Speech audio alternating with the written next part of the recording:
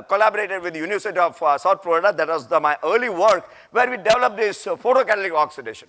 Where we did is that we took the titania, we took a rutile grade, we took silver, and we had developed a coating process because we did a total TGA, and this coated TGA based system is, is going to remove all this full range of purification. We have got it tested from the third party. I mean, this was sent to Europe and US because we want to develop a product from formaldehyde to pollens to PM 2.5 to all these things are going to be removed via a HEPA pre-filter photocatalyst. And photocatalyst is a very important because we are not going UVC, we are coming close to the optical range so that you don't have an impact of UV grading issues. So I think, how much time? 2-3 minutes, okay, that's good. So I just want to talk about, when you talk about air pollution, let's talk about particulate matter. Particulate matter, you'll see, is the major challenge. I mean, you saw Professor Tripathi and all the speakers from bureaucrats have been talking about particulate matter. Particulate matter removal earlier was in the domain of ESP and bag filter. And we have now graduated from this. Because if you want to go to a particulate matter less than 10 milligrams, which is close to zero, because 80% of the pollution today is because of the industrial particulate matter coming from steel, cement, and power. These are the three sectors. Then we have to talk about this hybridization of ESP and bag filter, electrostatic bag filter, and electrocyclone.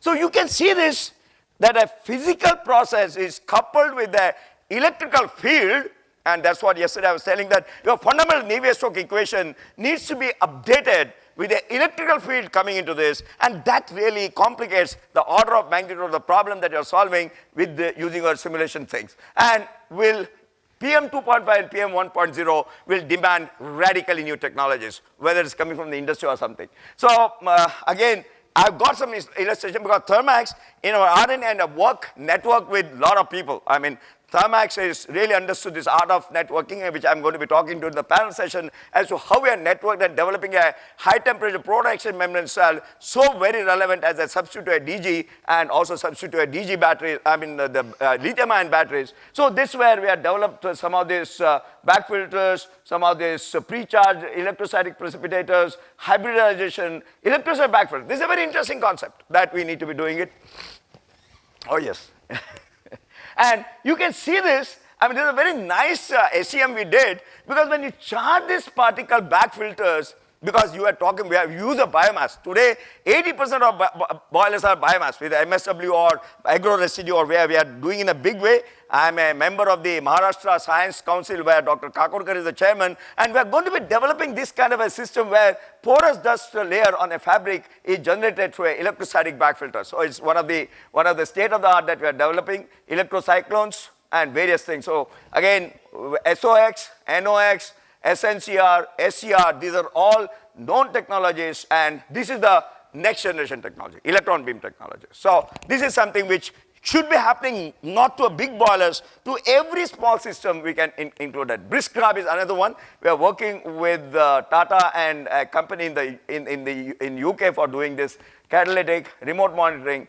So there are a number of mercury, dioxin, furfural today, very well absorption technologies are available.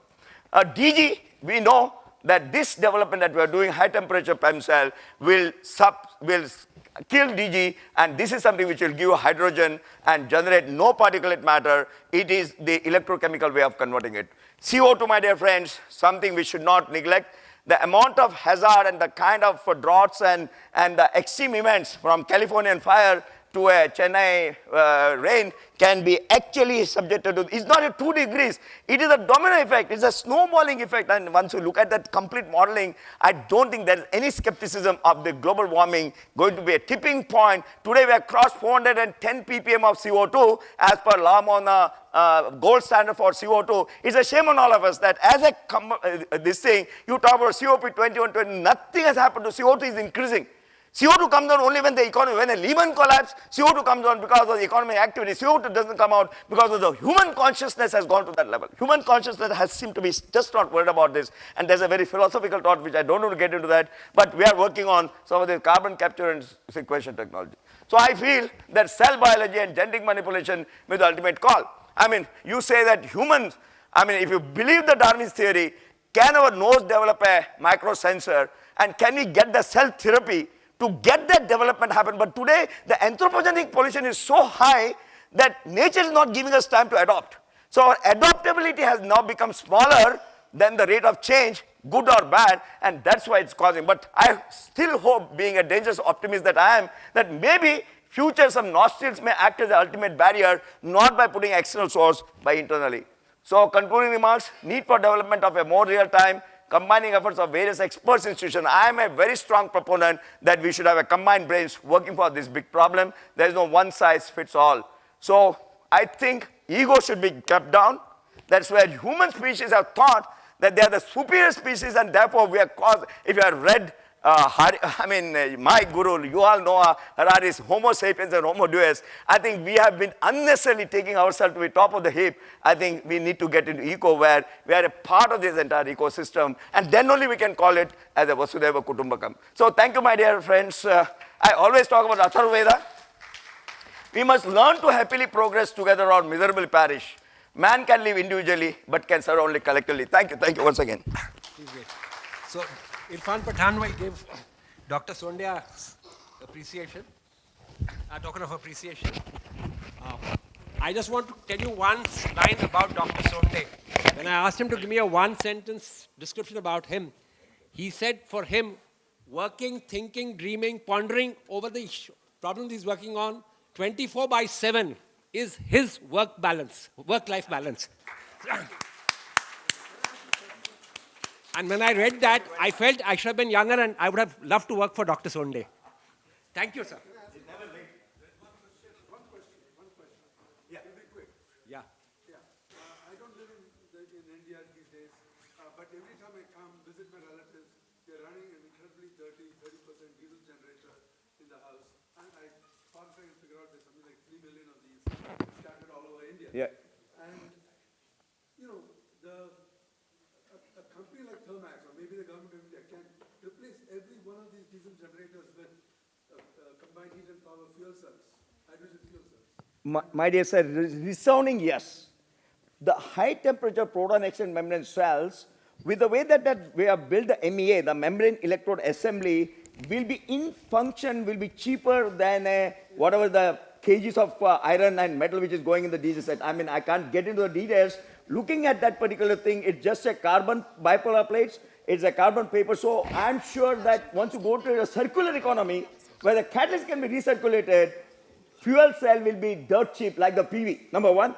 Number two, because they are generating at 160 degrees centigrade, and we have got a vapor absorption where lithium bromide or ammonia-based system can create that, that will give us 75% efficiency. Today, the problem of carbon is not because of the industry, because 80% of the efficiency is going as a carbon in the waste from a mine to well to wheel efficiency. So, sorry, I'm putting it. So, I am saying ubiquitously we are going to carpet bomb fuel cell in this country. Because diesel, we are importing $140 billion worth crude oil every year. And the particulate matter kind of thing it creates is a problem. So, if you are going to be solving it through a fuel cell, we'll be doing it, sir. Yeah, and the point is that It's IIT, IITK. I went to a tube bell yesterday. Air pollution, Okay, IITK. the tube bell has a diesel motor attached to it. Yeah. You replace that with a solar cell combined with the fuel cell. You don't need any external grid to come to it. You don't need anything. These are all the microgrid and distributed power. become very loud. Very nice. Maybe outside this we can discuss on this particular what we are doing. And I'm sure that in next 3 years, I'm very sanguine about this, that it'll work, it'll happen. And government is also supporting us in a big way for this development. Thank you.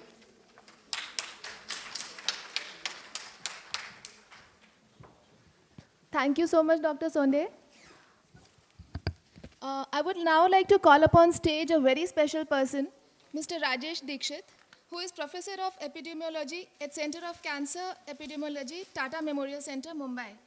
First Cancer Foundation Finland Prize awardee, Mr. Rajesh Dikshit has his main expertise in the area of cancer registration and epidemiology. He is awardee of American Society for Beginning Investigators Fellowship, Reverse ICRET UICC and US NCI Fellowship, and Principal Investigator for Barshi Cancer Registry. And there are a lot many more accolades that if I start, then he will not have time to speak. So please welcome Mr. Rajesh Dikshit.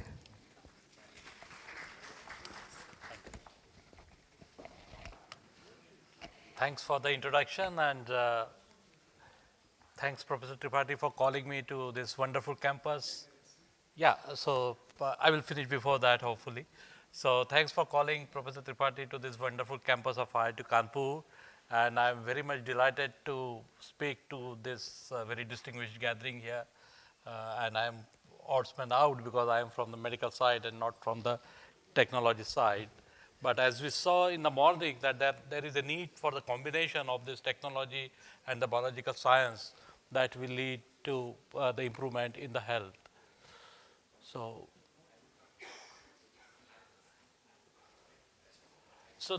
we know that the World Health Organization has now clearly said that the NCDs, the non-communicable diseases, there are 4 major non-communicable diseases. We know that there are cardiovascular diseases, cancers, chronic lung diseases, and the diabetes. They are the major killer globally.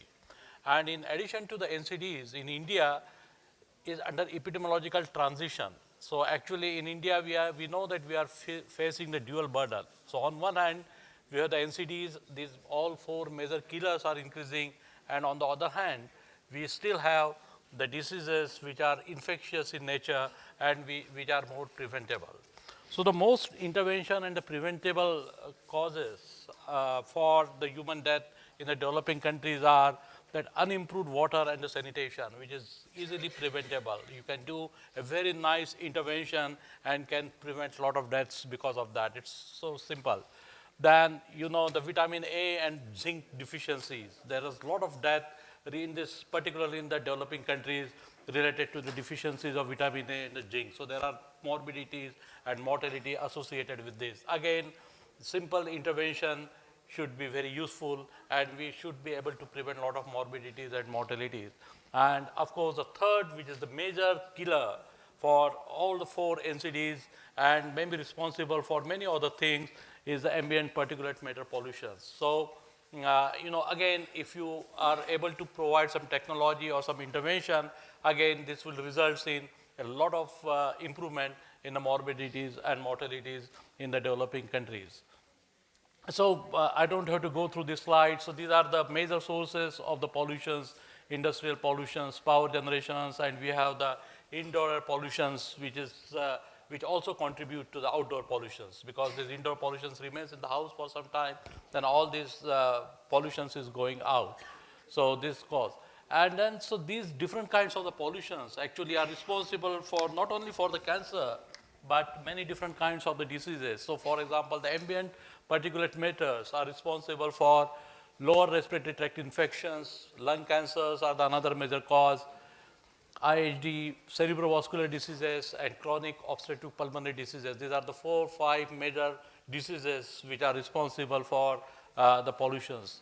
Then indoor air pollutions, in addition to all these, the cataract is another source that it's not a mortality, but the morbidity related to these indoor pollutions, because the women in particular who is cooking the food in front of stove get a lot of higher incidence of the cataract. And then of course, if you have the ambient ozone pollutions, then again it's a cause of chronic obstructive pulmonary diseases. And these pollutants, they contain a known carcinogen. So there is nothing new that they will cause a cancer. You know, although there are less studies to prove in a very effective and scientific way that they causes the cancer, but still we know that this pollutant contains a lot of carcinogens, which are known carcinogens, like polycyclic aromatic hydrocarbons, butadiene, benzene. The inorganic compounds are there, arsenic, the lead is there sometime, chromium. So these are the very known carcinogens. So they could cause potentially the cancers and many other diseases. And of course, we measure this complex, all the mixtures into form of PM2.5. And we know that this PM2.5 has been related to 4.2 million premature deaths worldwide, and the majority of them actually coming from the cardiovascular diseases and the lung cancers. So If you see the lung cancer incidence in India, you can see that it's distributed like quite widely. So there are areas in the northeast of India where the lung cancer rates are very high. It goes up to 30 to 40 per 100,000. And there are rural areas where we suppose that maybe the pollution is less, where the smoking prevalence is very low, then the lung cancer incidence are also very low. It's almost 2 per 100,000. And same thing happens for the female. So male, you can argue that maybe the lung cancer rates are higher because they smoke a lot, but it's not a very high smoking rate in India. It's only 13 to 14% national average. But in female, still in female, very high rates again for the lung cancers, again particularly from the very metro cities like Delhi and Mumbai. They have the incidence rates of lung cancers almost 5 per 100,000. And so this shows that there is a potential to have some intervention and to reduce the lung cancer incidence. And then what is more common is that out of this total lung cancer incidence rate, almost 25% are not attributable to the smoking. So 25% of them are actually the non-smokers. So majority of lung cancers, particularly among the female, are the non-smokers lung cancers. And we know that globally also, this lung cancers among non-smoker is the 7th leading cause of the cancer death.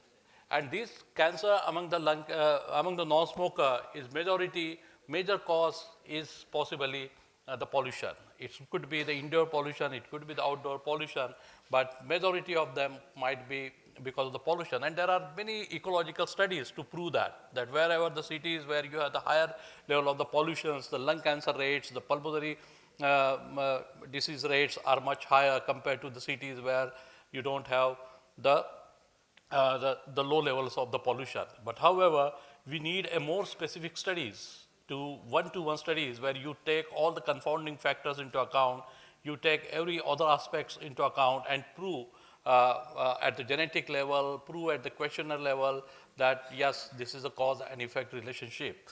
And these studies have been done in the China, for example, but not in India.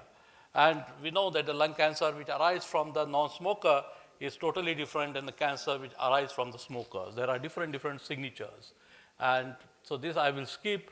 And I think these slides have been shown previously that the countries like India and Africa still uses a lot of coal and the wood and the cow dungs for the burning of for cooking of their food.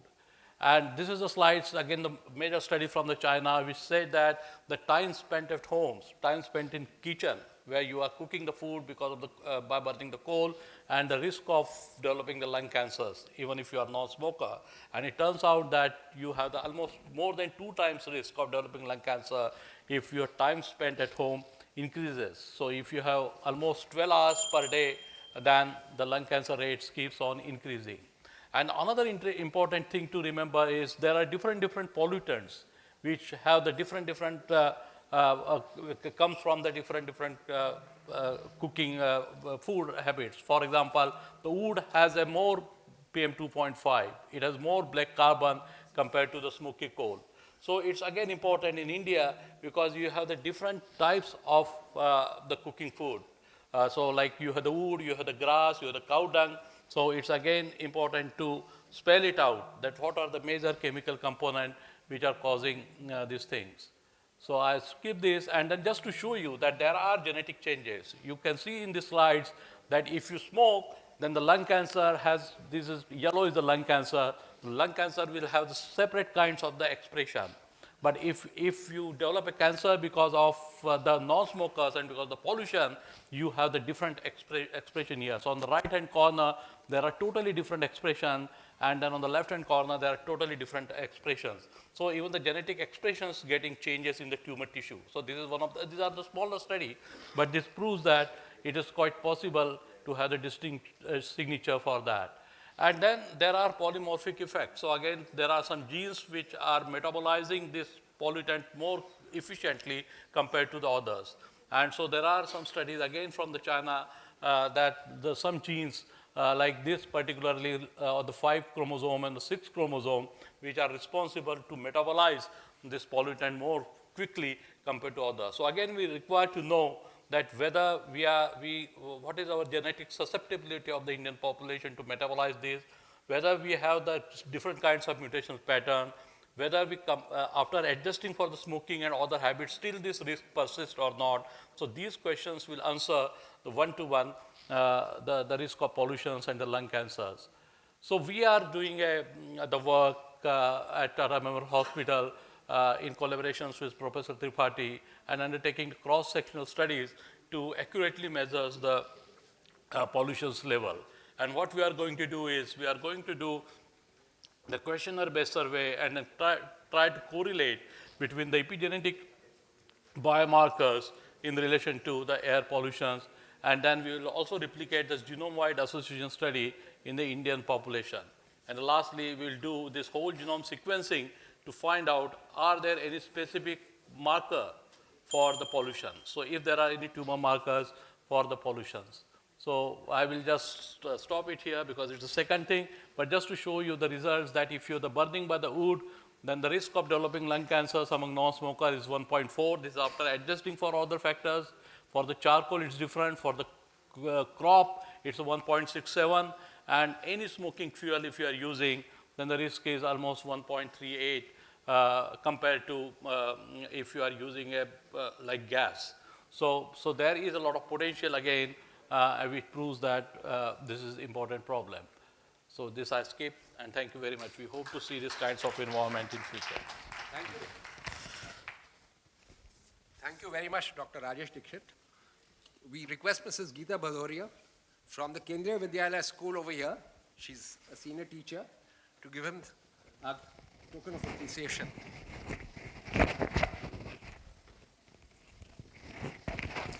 If you don't mind, I'm going to start on introducing the next speaker because we are running way behind schedule.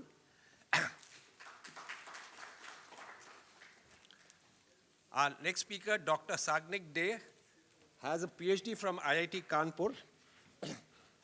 He has an outstanding academic record. The details are available on the website, so I'm not going to go into the details. And he's going to talk, the topic of his talk is use of satellite-based monitoring for air pollution, the challenges and opportunities in doing this.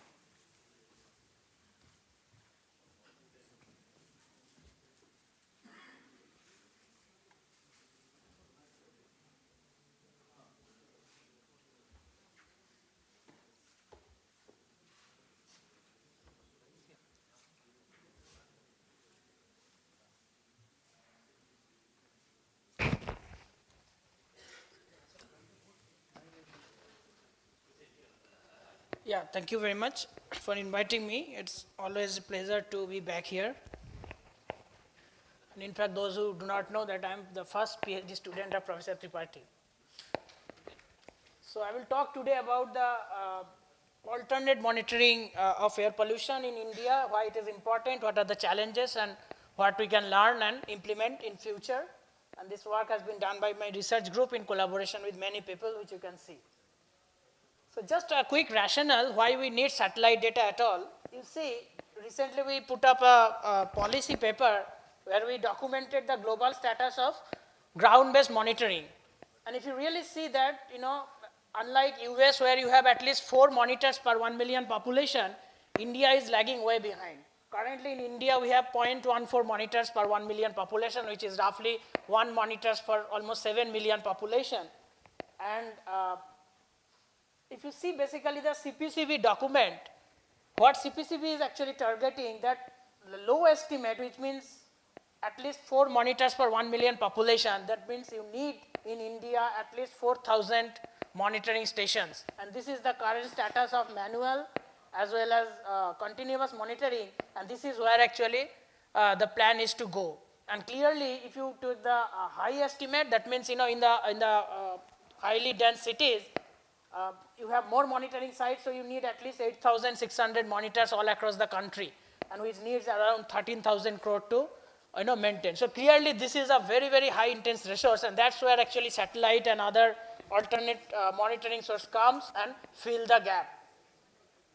So very quickly, due to the interest of time, Professor Tripathi has already talked about this columnar product, which is aerosol optical depth.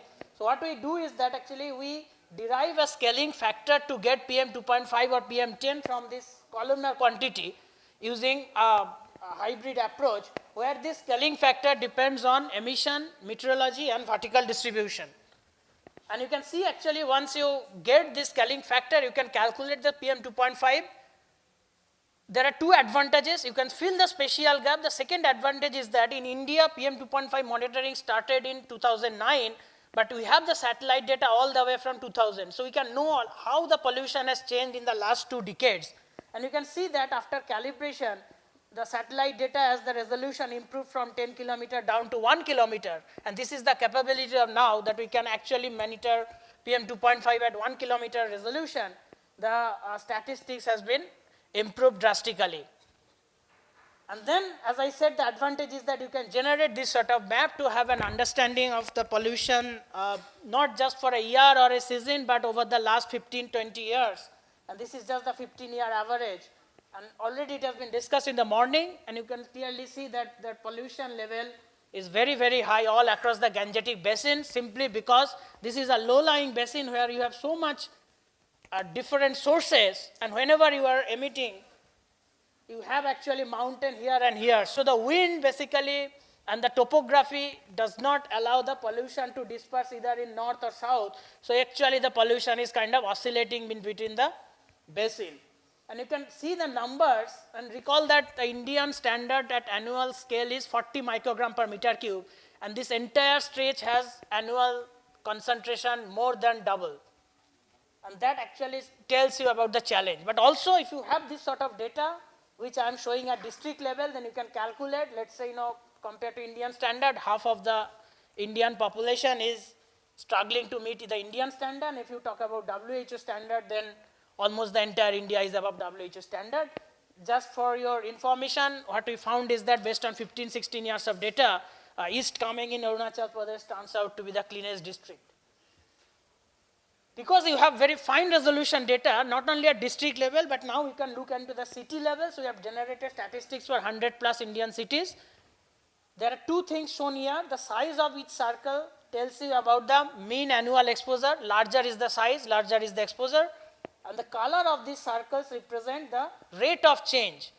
And you can see actually again, the cities where you have high annual concentration, those are the cities where also the pollution level has been increasing rapidly. And this is just not Delhi, but many other 2-tier and 3-tier smaller cities. And as I said, that once you have this data, you can look into the cities.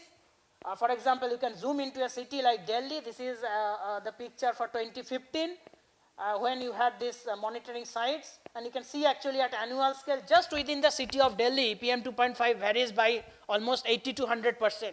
For example, this part of Delhi has annual concentration around 140, 150, while this part of Delhi has annual concentration of around 60. And you can actually capture, very nice local hotspots, for example, and this is actually annual scale data, and you can look into year by year, and then find out, what is happening in this neighborhood versus this neighborhood. What we did also is that trying to understand that how the pollution has changed in these urban areas. So we took 60 cities which are under India's Smart City mission, and we looked into the settlement data. So I'm just showing one example, and you can see that these 60 cities have expanded in the last 15 years by varying magnitude. So let's say Kolkata. So this was Kolkata in 2000, where this dark red is high density urban. This color represents low density urban, then you have some rural settlements outside the city of Kolkata, and then you have basically no settlement. And this is how Kolkata changed in 2015, and then you can see where the city has expanded, or even within the city actually also pollution level has increased by 20 to 30%. And this kind of information you can actually see city by city level, which is summarized here, and let's not discuss too much. So this is the kind of application with this kind of data one can do. Dr. Dixit says that there is an opportunity. So our data has already been used in health studies, in GBD India and various other places. And India is in a unique position because you can see that we showed in future under climate change scenario, if no major mitigation is taken place, then the pollution level is projected to increase further in the next 30 years or so. There is one limitation of the satellite data is the temporal discontinuity. So we're working And recently we analyzed the reanalysis data where we are actually tracking hour by hour changes, and this is actually in the anomalous scale. And you can see from midnight, and this is with respect to the 24-hour average. You can clearly see the early morning positive anomalies, and then as the day progresses, this blue color means negative anomalies. So now we have a capability also to look just not at particular time, but also hour by hour basis. And not also PM 2.5, but many other gaseous pollutants can be tracked by satellite. So for example, this is sulfur dioxide. This study is looked into NOx. This is carbon monoxide. And very interestingly, in fact, this study has shown that almost 15 years ago, China has SOx emission and concentration almost 5 times of India. And they have come down, and now India has overtaken China. So just to conclude that each of these different monitoring, like in situ measurements, which are obviously the most accurate, has certain advantage and disadvantage. Then satellite and also the low-cost sensor. So recently in this policy paper submitted, we proposed that we need to really have an integrated system of monitoring where we integrated all these multiple sources and then use the advantages, the strengths of them, and to come up with very interesting and policy relevant informations. So I will just stop here. Thank you.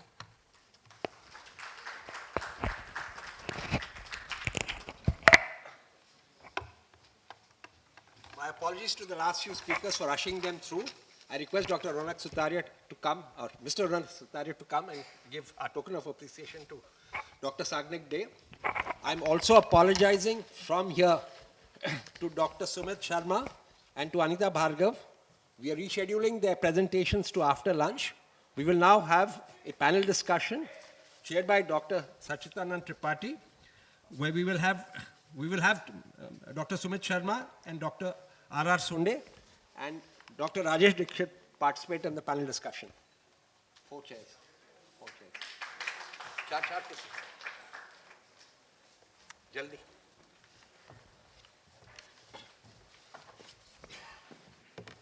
Since Dr. Sumit Sharma has not spoken so far, I will, since he is participating in the panel discussion, I will briefly tell you a little bit about Dr. Sumit Sharma. He works in TERI, and he was involved in developing what was called the emergency response plan for air pollution in Delhi and the medium-term response plan. So he has first-hand information on how these plans were developed, what were the contents of the plan, and then he's actually seen first-hand what happened last winter and this winter. The GRAP that was talked about by Mr. Ritesh Singh is based on this emergency response plan and the medium-term response plan that was submitted by TERI, where most of the work was done by Dr. Sumit Sharma. So Dr. Sumit Sharma is invited for the panel discussion along with Dr. Sachidanand Tripathi, Dr. Rajesh Dikshit, and Dr. Sonde. Dr. Sonde. Can somebody locate Dr. Sonde?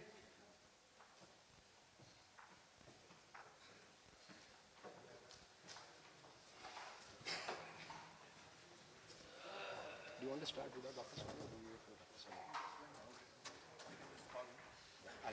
I'll call him. I'll call him.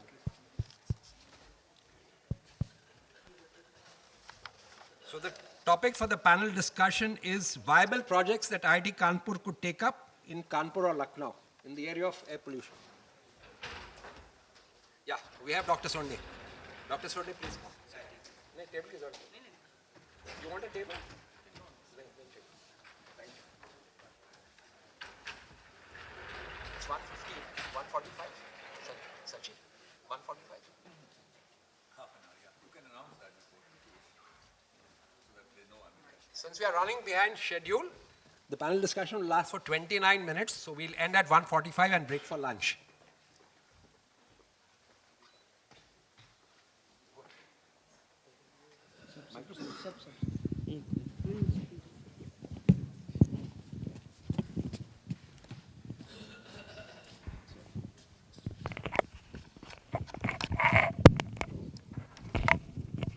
Hello. I think it's working. Yeah, so because we are running behind the schedule, so what we'll do that I request that maybe all of us can give 1 or 2 sentences, right? What are their ideas in terms of doing some viable projects in Kanpur or nearby cities. And then after that, we can just start the discussion and take questions so that we move forward. Is that a good idea? Yeah? Couple of sentences and then we start, yeah? Right. Thank you very much. I have just now spoken, so I have nothing much to speak other than the fact that we can pick up any project, but to define that project with a clear deliverables and the timeline is extremely important. So maybe it is not possible to be done in this kind of a forum, Professor. But we will identify and ensure that as an industry, we partner with other academic institutions or research institutions or individual NGOs or whoever they are concerned to ensure that this works. I would only say that the model that we have to build here for delivery so that we bring the confidence that these kind of consortium deliver is very important. Today, the problem that is happening is that people are a little wary about this consortium, PPP, these are all words which are overused, but never implemented. Because there is a bit of a suspicion within the partners. The first thing that should go away is suspicion should be gone, or trust should be there. That because many times when I go to the Government of India and Corridors of Power, where I was a part of it when I was in NTPC and Government of India as energy, and now when I go there, there's a bit of a suspicion, justifiably so, with the bureaucracy, because of the whole issue of the CVC, CAG, Parliament, Supreme Court, everything comes, and therefore they want everything to be fair. So therefore, when an industry goes and says, this is a great proposal, I got a great idea, I want to work with that, the funding agency finds it very difficult to absorb this particular thing. And at the same time, I'm not putting, the industries also sometimes have got not a very clear picture about what they're going to deliver. So my feeling is that there should be a complete trust between the partners as well as whoever is going to be supporting it. Industry should invest their money. Industry cannot say that, oh, we'll go give only in kind. And the last one is, I use this theory very well. It is a two-spin theory. This spin theory, what I've used it in my MEA development recently with 6 CSI laboratories and people that were working is that, look, R&D will keep working, okay? But if you ensure that R&D will deliver its complete deliverables and then you will go for a deployment, that will be a long distance. So even if R&D has done a part of the job and you get a proof of concept, go for proof of concept. Develop some hardware. When you do that, develop a hardware, you may fail. But fail early, fail fast, do the last experiment first. These are my 3 mantras that I tell it to the industry so that the academic institutions who are also doing that R&D may not go to the ultimate aim of a deliverable for R&D. If they've done the R&D in a very structured manner where certain POC, proof of concept level is done, that is good enough. So I just thought that that's the way we can do. As for the proposal, what we are working for that particular outdoor air quality monitoring, what we did about coagulation and other things, maybe one project, if you are able to work detail, we can take it up, Professor. Thank you. Thanks. Dr. Dixit? Yeah, so I think we are already working with the idea with Professor Tripathi. The idea is we are all talking about the ill effect of the pollutions, outdoor pollutions as well as the indoor pollutions on the health, NCDs and the lung cancers or other cancers in particular. But you know, all of these evidences which comes through mostly through the ecological study. And there is a lot of criticism, even in the BMJ and the big articles. Even the Richard Pito has very criticized that, you know, you are saying that the lung cancer mortality are related to the pollution. But on the other hand, if you see the lung cancer mortality overall, globally, that is decreasing. So there is a paradox, you know. So if you see the overall lung cancer mortality among female in particular is decreasing. And the females are generally non-smokers everywhere. I mean, percentage they are less. So just to have the proof of concept, you need a much systematic and bigger studies, one-to-one study, where you also address other questions of confounding, whether smoking, you have the proper sample size, and you also able to measure the effects on the blood and in the tumor. So if you are able to show, if you are able to measure the exposure properly, if you are able to remove those other confounding factors, socioeconomic status and smoking, just to say 2 or 3, and then if you are able to show some genetic changes in the blood, so if that happens in the blood, then that could be a biomarker for the pollution level. And if that happens in the tumor tissue, then it could be a more proof of concept that you see, because you can see the marker in the tumor tissue for the smokers. So you can say that he was a smoker and he have the very particular signature in the tumor. So similarly, if you are the high level of exposure which are properly measured, and then you show that here are the particular tumor signatures in the tumor, then you are more able to show that cause and effect relationship. And I think this will go a long way. And this require help from proper measurement of the pollution, not only to say that PM 2.5, but the different components of the PM 2.5, if that is possible. That's one thing. And then many other parameters also which can be measured. So I think these are the first like the ideas which we are discussing with you. Sumit? I think there are so many things which can be done in an IIT like IIT Kanpur. There's so many departments, so many, brilliant people working here. But I think one primary job which an institute like IIT should do is to break the myths, break the ad hocism which is prevailing in the decision making for air quality management in this country. I can give you some examples. When Audi-1 was introduced in Delhi, people were clueless what impact it can bring to air quality. And the next day, media reported that, there was reduction of 30% or 50% somewhere in the city. And 15 days down the line, it was realized that the effect was almost negligible. There was some impact somewhere, of course. When you reduce some cars, there's going to be some impact. But the point is that the decisions are being made on guessworks. The contribution of vehicular industry was estimated to be 70% in Delhi when they started research over it. And I'm talking about things 20 years back. What we used to believe that all the pollution, what we are seeing in Delhi's air quality monitors, is being generated only in the city of Delhi. In last 3 to 4 years, with all the research coming from IIT Delhi, Professor Tripathi, some work done at TERI, what we have realized is that the vehicular contribution is not the only factor which is contributing to the problem. There are so many other chunks in the pie which needs to be controlled if you really want to bring the levels down. And that's one reason why Mr. R.K. Singh's son still says that the air quality in Delhi has not yet improved, because we have not at all thought about all other sectors.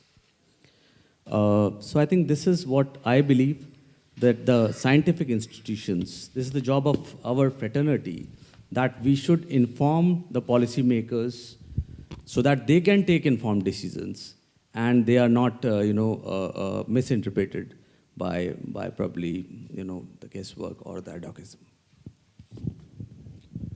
Okay, so as I just will first summarize the three speakers, three co-panelists. I think Dr. Sonde talked about greater interaction between academia, industry, with a higher level of trust. Dr. Dikshit, of course, spoke about what kind of studies one can take in understanding the cause and effect relationship between particulate matter and lung cancer related things. And Sumit talked about that having the need for more effective policy. And then that policy which is built on hard science. And that means that only can be built when you have sufficient data, you have accurate predictive tools. Now, since the focus of this panel is probably a more local, that is, we want to do something as per the wishes of Alumni Association, which is the driving force behind this particular event. We like to see something which is tangible and can be achieved in greater Kanpur region. The good thing was that today Kanpur Commissioner was here, so certainly he and his offices can be tapped. And then at higher level, Scientific Secretary to Prime Minister's or Government of India Scientific Advisor was also here, and he also showed a lot of encouragement to coordinate if there is some efforts emerging from ground. So what I would say that let the battleground move from Delhi to Kanpur. That already Delhi has been getting a lot of focus, and rightly so. But whatever effort we have been putting in Delhi, we can also do some part of that similar things in Kanpur that probably will lead the way for other cities in Uttar Pradesh, and let's say some other states may also follow the suit. So what I propose, which is of course open to the discussion now, that we can try to put some dense network in Kanpur, and not necessarily we have to totally rely on government, because as it had been mentioned before that IIT Kanpur has been putting some network, and we can scale it up, we can make it real dense. You have the good data and sufficient data that itself can give you good input to policy. It can be helpful in understanding the exposure and then understanding its association with lung cancer or other diseases. And more importantly, that data can be churned to give you more predictive ability that what is going to happen at a particular location at a particular time in future. So I think we should think about that in whatever way. I mean, there are people from Alumni Association, there are then startups here. Whatever, we can all come together to get a dense network. And when I say Greater Kanpur, that means I say Kanpur and Lucknow put together. We should also think about creating an infrastructure where some routine chemical measurements be started, which are regular, high quality, and for sufficiently long time so that you also can look into the sources. That's the second thing. And third thing, we can also think about where enterprises such as Thermax and Dr. Sonde is so kind, and the startup who can replicate the technologies which are being worked upon for Delhi or other places for either removal of particulate matter from ambience or gases, or plugging it, filtering it at the industry itself. So that could become itself a pilot. Why I say that, which is so important, that if you look into that currently the electrostatic precipitators, which Dr. Sonde talked a lot about, which are deployed at most of the government-run power plants, actually are being operated at a much lesser efficiency than they should. And you should know that every 1% drop in the efficiency of these machines, which try to capture, as Dr. Sonde was telling, that soot and particularly ash particles, every 1% drop actually releases few 100 kilogram of ash particles in the atmosphere. Just understand that if that lost efficient or with a reduced efficiency ISP is running, a plant is running for a day, how many quintal or tons of ash you are putting into the atmosphere.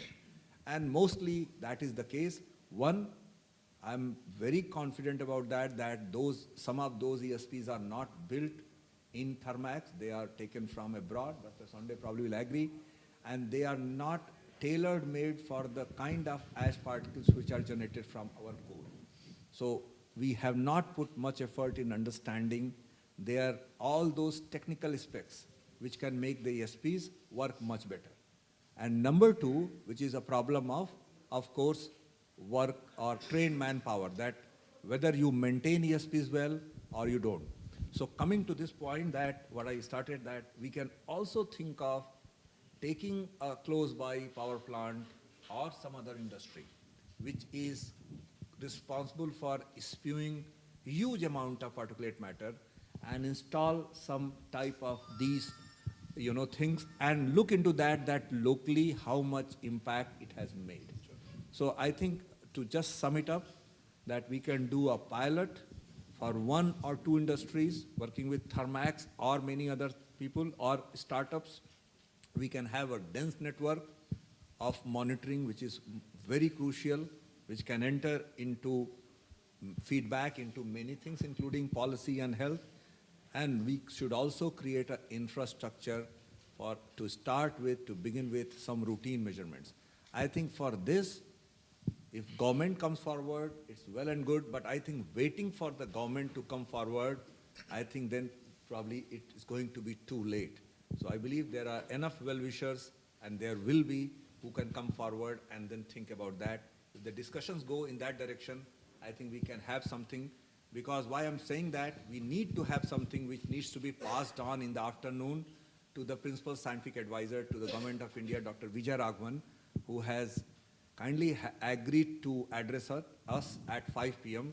And before that, if we tell us something about our intention and in what way we need help from PSA's office, I think that will be very good. So let's the discussion start in that direction. I will request that, because many people might have question, and everybody should restrict to one question, and please indicate which panelist you want to address that question. If we have sufficient time, then I think we can take the subsequent questions. I think that's where I will start. So for the initiative that you just mentioned, dense network, since we have done the IoT platform and we have the sensor to measure the multiple parameters that I mentioned, we are willing to partner and offer, say, 10 sensors. So we talked of partnering with this and wanting to take up the proposal jointly, say this afternoon. We talked of dense networks. Straight away, I'm committing 10 sensors, context-aware calibration, backbone, and the whole thing, so that you can kickstart immediately, sir. I think that's a real, very kind of you, because we already are running, as I said, 5. I know, you particulate also have matter, PM 2.5. And if you can bring 10 more sensors, I think it will just make the thing Immediately we can 15 nodes kickstart. strong. Yeah, and, we are not talking about long lead time. yeah, We'll just start, I think- kickstart a timeline 6 months. In less than 2 months, we'll have the sensors with your backbone. Real time, we'll put one with your reference monitor. Context-aware calibration, we'll do for all the gases also. You'll kickstart with data points, say 45 days from now. I think I couldn't be happier than that. And We'll kickstart straight away with that. Thank you so very that you can move on. Thank you very much. I think this should go into our that one. Yeah.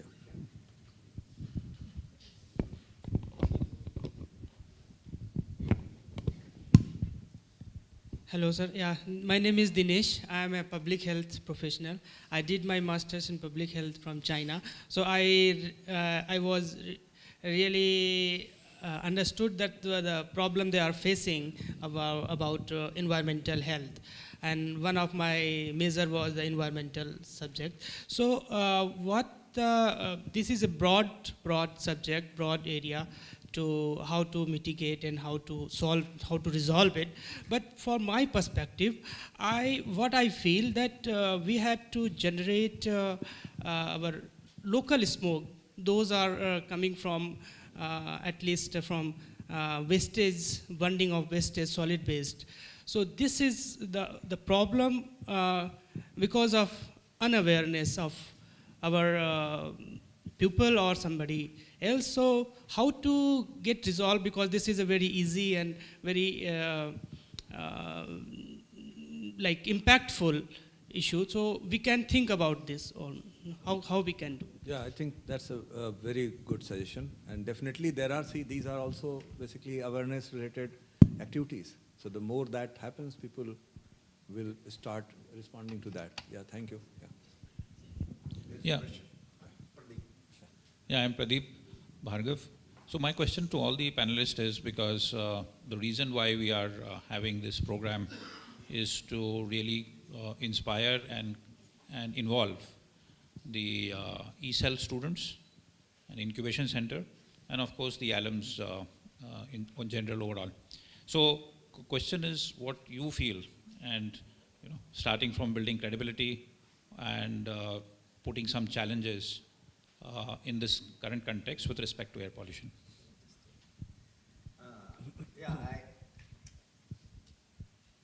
Hello.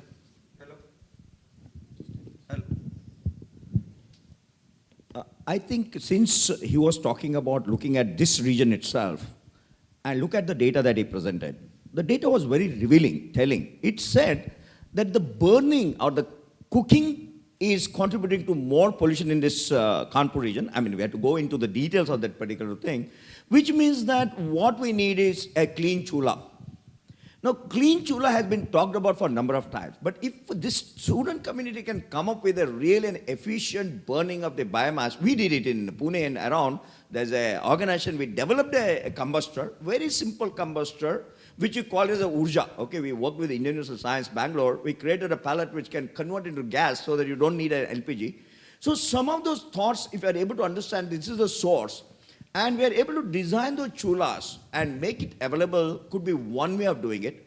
Number two, I'm working on one mission as a part of Dr. Kakotkar, which I was talking to Sachi also, is that how to valorize this waste biomass and convert that waste biomass into some fuels, liquid fuels. Today, these are available, and we did a particular thing with a 10 square kilometer kind of a radius we took, looked at what is the biomass and what is the agro residue and what is that is burnt in that particular thing, and can we valorize it so that that particular thing is available, is one thing which is working beautifully, because it gives you also a return. Because the problem with this air pollution is people are not able to connect that to economic activity. So I feel that some of these aspects, if we are able to correlate to the data that is collected, or maybe we can get some more data, and challenge the student community or incubation community and whatever is the startup community to bring that up, then probably that would largely solve the local problem, because I thought that he's referring to something which we can do it immediately in this neighborhood. And I can take now that Vaidhi is talking about he is supplying, I can bring certain expertise and supply some of those stores and some of these things to start this activity. I will, from Thermax, we may bring about 50 stores and make that, but to sustain it, ensure that people use it, is something which is something required as a social network, as he's talking about a dense network, to ensure that it becomes a sustainable solution. This is something, Pradeep, I can immediately offer as a part of this. Thank you. Hello, sir. My name is Irfan Pathan. I am from Pi Green Tech Solutions. Sir, regarding a carbon cutter machine which traps particulate matter emissions right at source, I would like to ask Mr. Tripathi, how can we associate with IIT Kanpur to take it forward, the product, as in the testings? What can we do with IIT? We can probably help you evaluate the efficiency of the machine. Okay, thank you, sir. Can I? There's somebody there. Okay. Just to, compliment what he said. When we did this, source apportionment study for Delhi, what we found is that vehicular contributions, industrial contributions, and biomass are the three major chunks, other than refuse, DG sets, and road dust as the other contributors. But if you see 10 years down the line, then the contributions changed dramatically. And primarily because of two major reasons and two big steps which India has already taken. One of them is this introduction of Euro 6 norms, which is going to start from 2020 in India. And India will be the first country which is leapfrogging directly from Euro 4 to Euro 6 norms. That means from 2020 onwards, the vehicles will be emitting 80% less than what they are emitting right now. This means the vehicular contributions, which are 1/3 at the moment in Delhi, are going to go down to 1/6. In the biomass sector, LPG is getting penetrated at a much faster rate than it was before. That is leading to elimination of, gradually leading to elimination of biomass burning related emissions. And that is also going to decline drastically in next 10 years. The third sector, which is industrial sector, is, in my opinion, is going to grow rather than decline in terms of pollution loads. And this I am saying with respect to the standards we have in this country. We have moved to PM 2.5 of ambient monitoring, but we are still at PM monitoring at the industrial stacks, at most of the industrial stacks, except the big ones which you showed. So I think the standards and the enforcement of standards, how you are monitoring in industries these days, there are two people sitting in the regional offices, and they're supposed to monitor thousands of industries. Even if they monitor one each day, they cannot. So you need technological intervention to monitor and to enforce the law in these industries, because they are going to be left out in the race. We supply ESPs, in the night they switch off. Absolutely. They save in money. Absolutely. So they have put the equipment, but they don't want to invest on the operating cost of this particular thing. So that's a very relevant point. I agree. So the challenge for our youngsters is to develop an IoT method of making sure that the ESPs are not put off, that the monitoring, whatever the monitoring devices. We should ask, why is he putting it off? What he feels. See, one is keep monitoring a complex country like ours. Can we change the norm, mindset? See, we need to look at the mindset. Why is it put off? So we have a, This mentality needs to be challenged. yeah, so we have a speaker who was supposed to speak in the morning session, who's going to speak in the afternoon session, who's going to talk about real experiences with Responsibility getting is people ours. involved, like you said. Why changing the mindset of people. So we're going to have a speaker on that. Most important. Then IoT. Yeah, just quickly, I will add what Sumit said, that even though government is trying to have better, interventions where for cooking, etc., you go for cleaner fuel, but that is still, it will take a long time before we achieve that. So coming back to what Dr. Sonde did say, that having something at a local level where the biofuel can be converted, any kind of residue can have a energy generation model which is sustainable, viable, is a big technological challenge. I think in Punjab they are trying at village level, and soon there will be 1,000 such units where up to half megawatt or something, and there will be local grids. But I think what would work in Punjab, if you just copy that, probably it may again have some uncertainty. Probably for this region, their biofuel will be different, conditions are different, so that could be an interesting thing. The second point what Sumit just said, that industrial pollution, this vehicular pollution could be totally or reduced drastically. I think there also there is a room for installation of DPF, because where the old vehicles will go, old vehicles are not totally going away.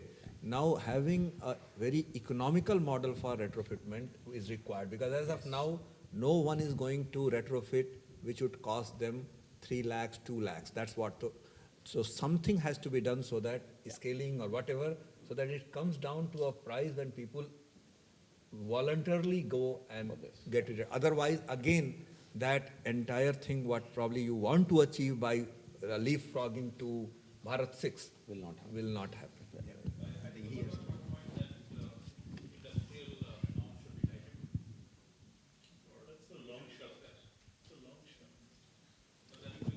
See, it's being tightened. Only thing is that you tighten it and there's no solution.